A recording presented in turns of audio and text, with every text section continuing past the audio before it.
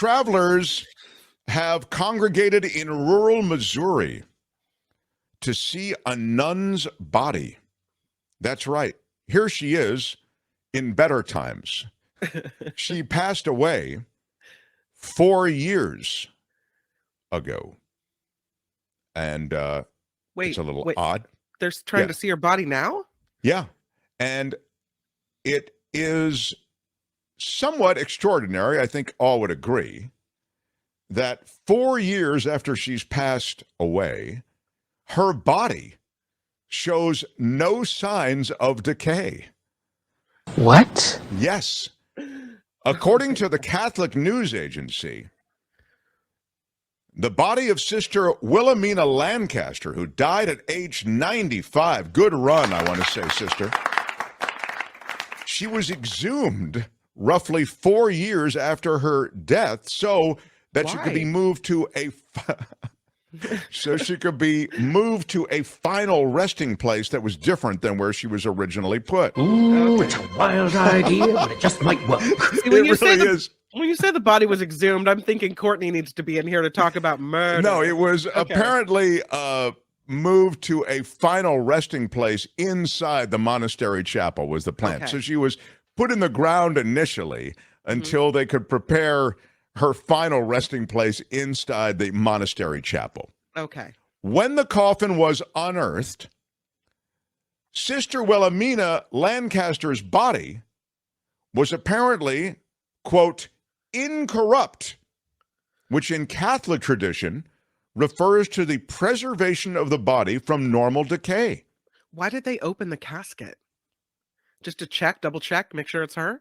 I mean, who's looking? You're right. It's weird.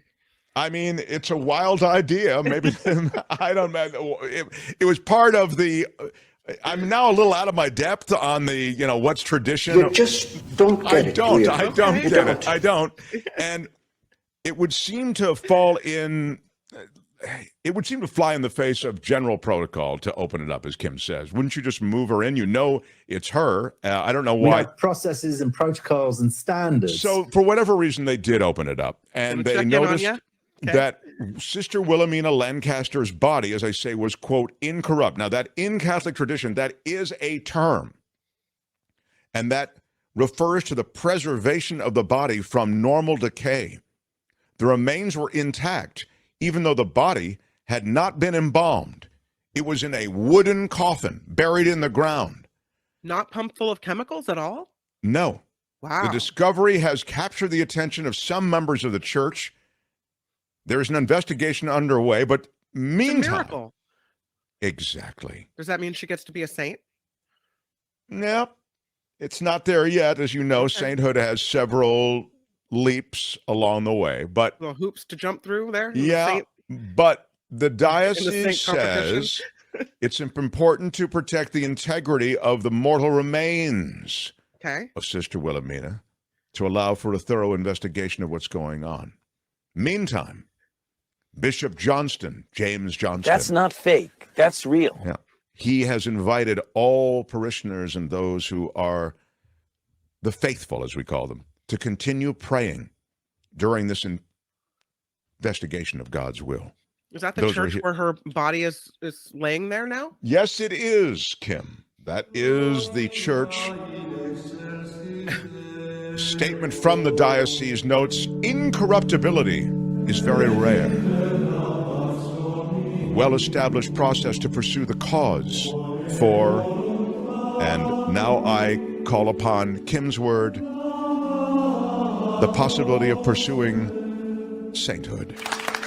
Yes, she could become a saint. You were right, Kim. Meantime, there are people coming from all around to see her, to worship there.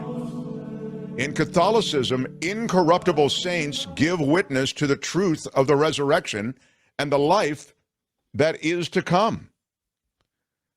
This could be big time, is another way to put it. Okay. And we're watching this. I mean, in general, when... Oh my God, oh my God, oh my God. In general, when we bury a body at our human decomposition facility, says the head of the decomposition facility, Nicholas V. Pasclaqua, he said, "We expect it will take 5 years for the body to become skeletonized." Oh.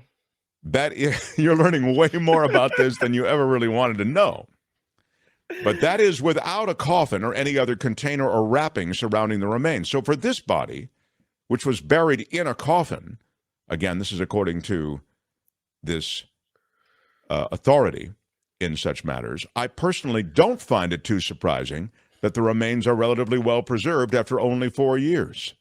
Needless to say, nobody who has been around the diocese has seen anything like this before. And nobody has ever put something like this together. We've never seen anything like it before. There is nothing in our history that quite compares to this. Have you ever seen anything like this? And of course, my dear friend Brett Burkhardt. Oh, I did. Yeah, Brett was.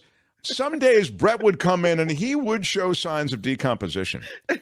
I don't mean to pick on him, but that is the situation with the sister. And I give these nuns a lot of, particularly in the modern age, a lot of credit. 95, she's passed away. They're looking into her. But meantime, you know, if she really is like ramping up to sainthood, get in early, pray around her, and you never know. Maybe something good happens. The whole process of coming to these various places that take on a sacred aura because of something that's going on that appears as though it, miracle. Right. It might have like divine hand in it. Yeah. The one that comes to mind typically is the crying Virgin Mary. You know, there is a lot of that. And there was a crying Virgin Mary in Chicago. There are crying Virgin Marys in Latin America. But the other part of this equation is those who see the images of the Virgin Mary, Jesus, those are the big ones, in like common things, like, you know, somebody will be eating mashed potatoes and they'll say, well, wait a minute, look, stop. And, you know, they look down and it is the image of Jesus there in the butter in the mashed potatoes or whatever it might be, you know. And I sent to Kim a few through history, people who found Jesus in their food. That really does look like Jesus. It does look like Jesus on that potato chip. It does. What about the next one down? This is Jesus on a Cheeto. The whole Cheeto in Jesus's. That looks more like Father Junipero Serra. It does, by the way. It does. But the next one down really looks like Jesus.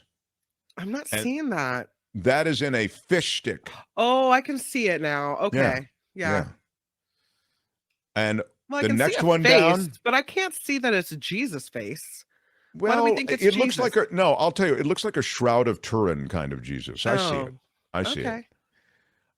Breakfast taco. In the breakfast taco, you can either see just a burned bit of taco, or you could see Charles Manson. This one is tougher for me. It looks like sort of an angry Jesus. At the very top, it looks like Charles Manson. I don't see. I think you should eat that breakfast burrito. Boy, between your other comment and this Charles Manson thing, you're in trouble. I'm on a roll. I'm going straight to hell. This is a word from the Lord, and he's not happy. This is a word from this Lord, Mark Thompson, and he's not happy. Here's the pancake. Now, I really don't see Jesus in the pancake. I see two figures here on the top. Who are they? Yeah, that's what I thought. I don't. Oh, Jesus and Mary. It's Jesus and Mary in a pancake. Okay. Found by Marilyn Smith, apparently. All right. Here's a great one in this banana peel. Oh, that looks like Satan. How dare you? That looks like Christ. How dare you? The banana peel. That's My kind God. of freaky. One more word out of you. And you'll have to apologize to all the preachers and pastors. I apologize to every preacher and pastor. Yes, I do. This one looks like an Kim's angel. behalf. I see an angel. In the orange? Yeah. little wings up here, maybe a little body, a little angel halo. No. But in the center of the center of the orange, right there. You know what? There's no helping you because you're not going to be saved. You're really not. I'm sorry. I'd like to. You just don't get it. You don't, Kim. You don't. You've really strayed so far it's right in the from middle the divine. Yeah. In non-bread, this is the best Jesus I could find. Wow. Right there in the non-bread. Seriously? Yeah. Seriously, what the? How can you say that? I really see it. I think that is an incredible likeness of Christ. Okay, I'll go with that. The non-bread is the winner. That's at an Indian restaurant in the non-bread. And apparently Jesus likes Indian food. And finally, the pierogi with Jesus's face. That is Donna Lee, who found Jesus in that pierogi, sold it on eBay, by the way, for $1,775. You're not kidding. Yeah. That's it.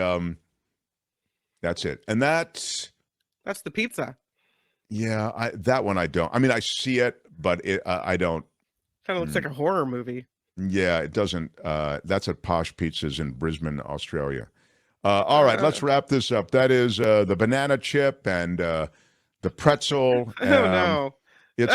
As these goes on, they get more and more. Right. There's a Cheeto on the black cross. and white, clear as crystal. Yeah, it's not clear as crystal. That's not a bad one. Is that creme brulee? Marmite. Yeah. Ice cream. No. I don't know. You can find more. Google it. Yeah, Google it, and you'll find more. Virgin Mary and Funyuns. I'm gonna get us out of this before Kim says something else sacrilegious. Will she not be done yet? This Look, is awesome. I'm Look at these offended. little Jesuses and potatoes. Look, wait a minute. Let me go back to those potatoes. How could you eat those potatoes? You couldn't. Oh, fry them up. Let's eat them up. You bet. That is you right are. in.